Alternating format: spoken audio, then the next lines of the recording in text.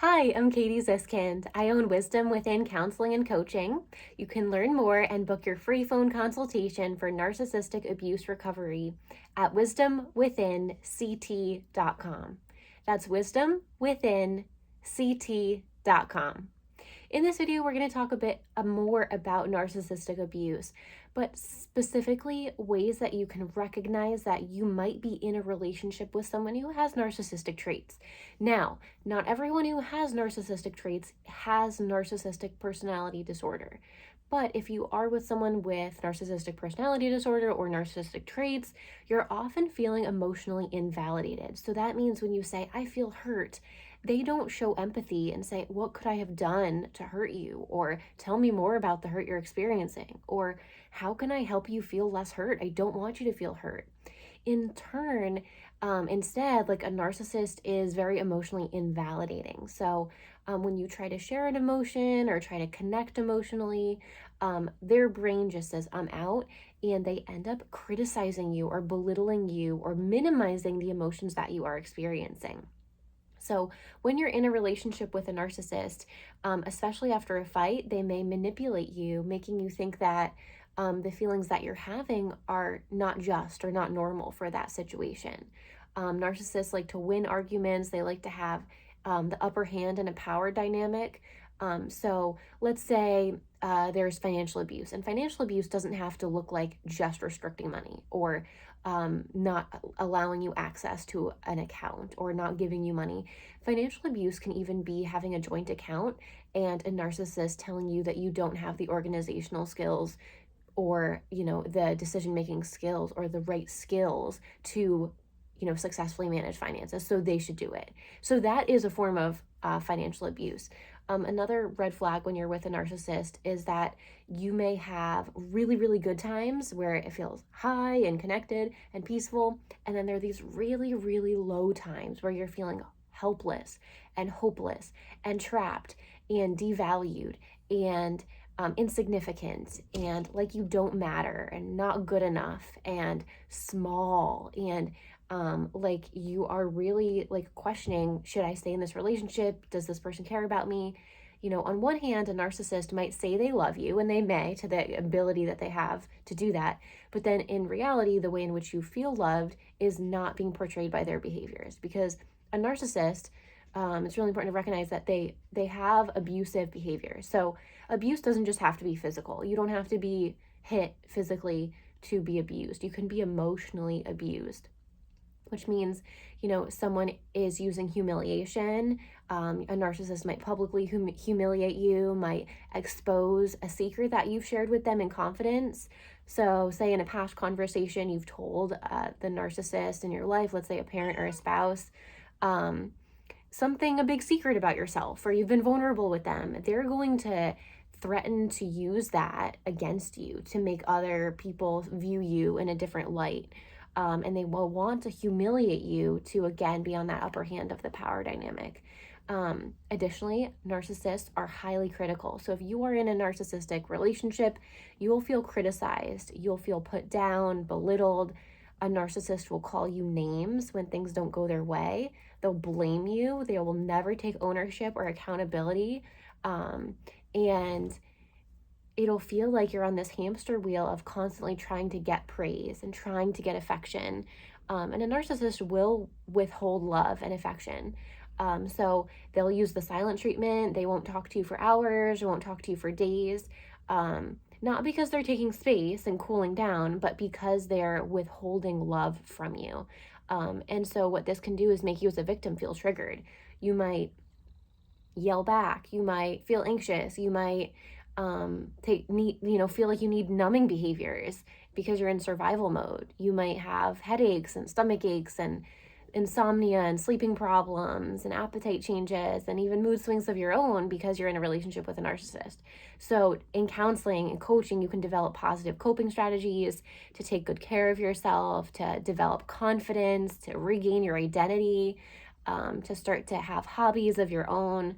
and start to really, you can control your reaction to the, that's one of my cats, you can control your reaction to what you're experiencing, but you cannot control the narcissist. So sometimes it can be really challenging emotionally, and you can feel a lot of intense emotions when you're trying to change a narcissist, because you can never change a narcissist. As painful as that may be, you can either stay in a relationship with them and develop really a strong support network and coping strategies, or you can leave a relationship with them.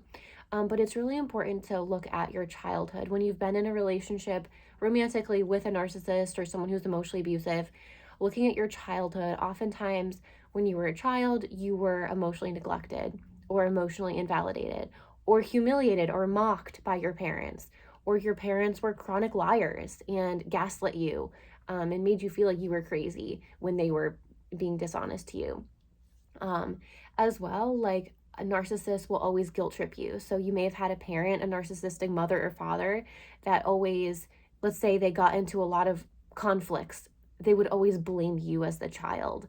And so that is not something that you should carry. And counseling and coaching can help you let go of undue guilt, that may be from guilt tripping from a narcissistic mother or father, where, you know, a parent says, oh, well, you should have done this, you should have done that, or, you know, puts it on you when really they need to take responsibility. But a narcissist, we know, will never take responsibility, will never take ownership, and will blame shift and guilt trip.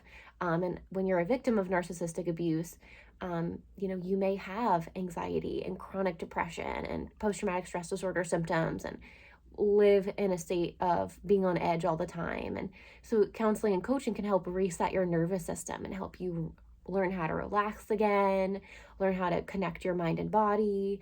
And you may even notice you have numbing behaviors yourself, like overusing alcohol or using drugs or pornography or infidelity or cheating or anger issues yourself. And so you can start to learn how to cope in a healthier way than needing to distract or numb out. So those trauma memories, when they come back, you can learn how to let them go and have healthy outlets.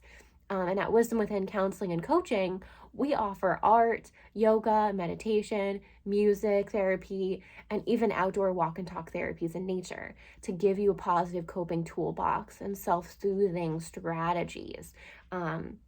Because part of healing after having a narcissistic parent and being in a romantic relationship where you've experienced emotional abuse, is really reparenting yourself, is developing a sense of connection and mental clarity, creativity, compassion for yourself, and really being able to comfort yourself in those moments when those unmet love needs do come up. So if you grew up with an alcoholic parent that was emotionally neglectful, or a narcissistic parent that was highly critical, there are a lot of unmet love needs that come, and they've never been met. And you know, we're trying to get them met from a romantic partner, and those triggers can come up when a partner is emotionally abusive, because they're not meeting that love need that you want so deeply to be met. You know, you may have a fear of abandonment or insecurities as a result of having a narcissistic parent. So being able to talk about that with your counselor or with your coach can be incredibly liberating, healing.